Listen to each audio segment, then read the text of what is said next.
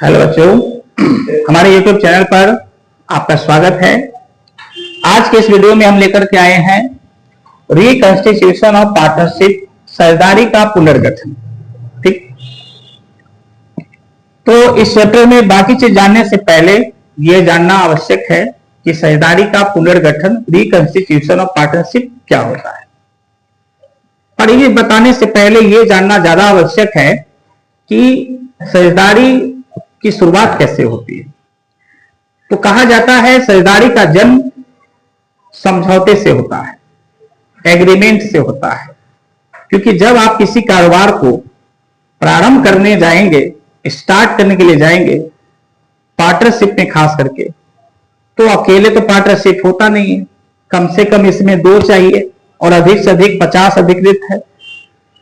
तो इतने लोगों के बीच में अगर पार्टनरशिप होगा तो बिना एग्रीमेंट के तो हो नहीं सकता है, क्योंकि बहुत सारा चीजों का एग्रीमेंट करना होता है कि लाभ का बंटवारा कैसे होगा, ठीक है, कोई भी विवाद होगा तो उसका निपटारा कैसे होगा, साझेदारों को वेतन मिलेगा कि नहीं मिलेगा, कमीशन मिलेगा कि नहीं मिलेगा, पूंजी पर ब्याज मिलेगा कि नहीं मिलेगा, आय पर ब्याज लगेगा कि नहीं लगेगा। बहुत सारी चीजों का, अगर कोई रिटायरमेंट लेना चाहता है तो किस स्थिति में ले सकता है, या किसी साझेदार की मृत्यु हो जाती है तो उस केस में कैसे डील होगा, उसके उत्तराधिकारी का निपटारा कैसे होगा, बहुत चीजों पे एग्रीमेंट करना जरूरी होता है।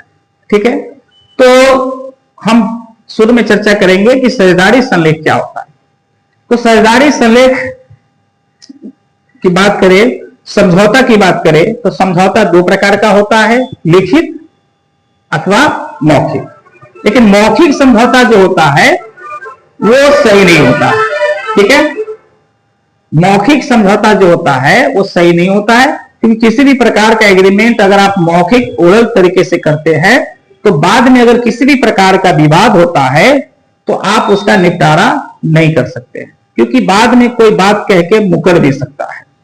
पर लिखित समझौता में क्या होता है कि एक प्रपत्र लिया जाता है, प्रपत्र बोले तो यहां पर एक स्टाम्प पेपर लिया जाता है, और स्टाम्प पेपर पर सारे एग्रीमेंट को बारी बारी से लिख दिया जाता है, जिसके सबसे ऊपर फर्म का नाम, उसका एड्रेस, ठीक है, साझेदार, सभी साझेदार का नाम, उसका फुल एड्रेस, ये सब लिख करके बाकी जो भी एग्रीमेंट हुआ है कि पूंजी किसका कितना है, लाभ का बंटवारा कैसे होगा, है ना, आय पर ब्याज लगेगा कि नहीं लगेगा, पूंजी पर ब्याज लगेगा कि नहीं लगेगा, कितना % से लगेगा, ऋण पर ब्याज का क्या मतलब है, सभी चीजों के बारे में उस पर जिक्र होता है। और फिर उसका रजिस्ट्रेशन करा लिया जाता है। क्या करा लिया जाता है? रजिस्ट्रेशन। ठीक है, तो उसे कहते हैं साझेदारी संलेख। लेकिन आगे चलकर परिस्थिति के अनुसार उसमें यदि किसी भी प्रकार का बदलाव करना पड़ता है, चेंजेस करना पड़ता है, तो इस चेंजेस को ही कहते हैं रिकंस्टिट्यूशन ऑफ पार्टनरशिप। उस केस में पुनः फिर से एग्रीमेंट पेपर मतलब तैयार कराना पड़ता है, वही प्रक्रिया फिर से स्टाम्प पेपर पर सारी चीजों को लिखकर फिर से उसका रजिस्ट्रेशन पंजीयन कराना पड़ता है। ठीक है, तो यहां कह रहा है कि रिकंस्टिट्यूशन ऑफ पार्टनरशिप का क्या मतलब है। तो जब साझेदारी ठहराव में, जिसके बारे में बताए हैं, उस संलेख में किसी भी प्रकार का कोई परिवर्तन होता है तो यह साझेदारी का पुनर्गठन कहलाता है।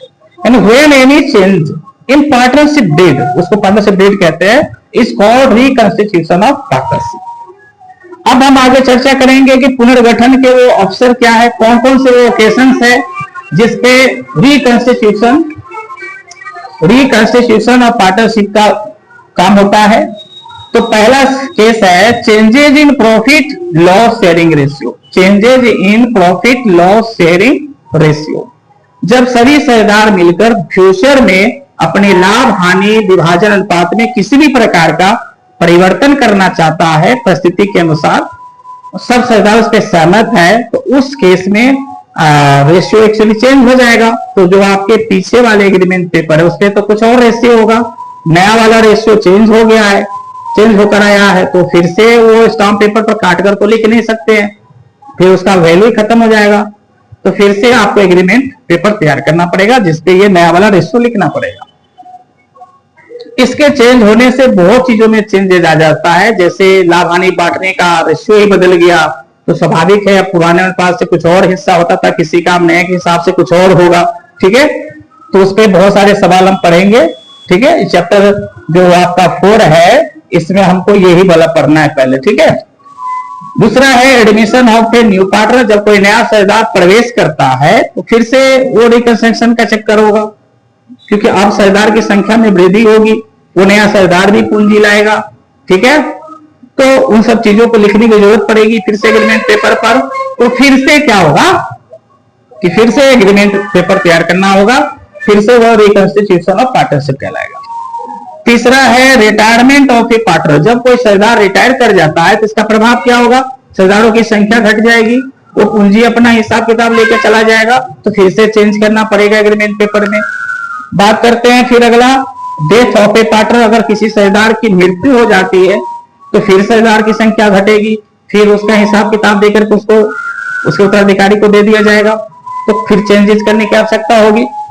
एक पांचवा केस है जो आपको इंटरमीडिएट में तो नहीं पढ़ना है, पर आगे ऑनर्स में ये पढ़ना रहता है, एमॉगलेशन ऑफ टू और मोर पार्टनरशिप फर्म, जब दो अलग अलग फर्म जो रनिंग में है वो सब मिल करके जब एकजुट हो जाता है, एक जगह मर्ज कर जाता है, एक जगह मिल जाता है, तो उसी को कहते हैं एमॉगलेशन ऑफ टू और मोर पार्टनरशिप फर्म, ठीक है।